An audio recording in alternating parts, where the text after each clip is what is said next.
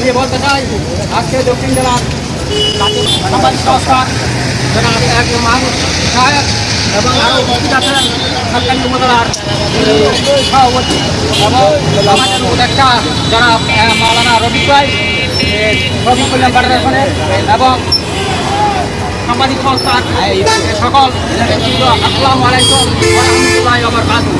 আমি আপনাদের সকলকে আজকে বলতে চাই যে আজকে 18তম হত্যার এই প্রতিবাদে আজকে আমরা মানববন্ধন করছি। এই মানববন্ধনে আমরা ফুল বিচার চাই এবং বিচারের মাধ্যমে আগামী দিনে কোনো সংবাদ কেন লাঞ্ছিত না হয় সেই জন্য আমি উদার আহ্বান জানাচ্ছি। আজকে সারা বাংলাদেশে ৭০ জন সাংবাদিককে খুন করা হয়েছে। এই খুনের প্রতিবাদে আজকে আমরা এখানে আসছি।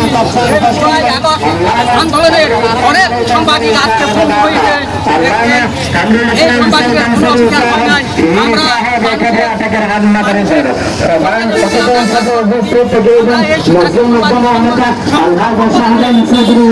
আহ্বান জানাচ্ছি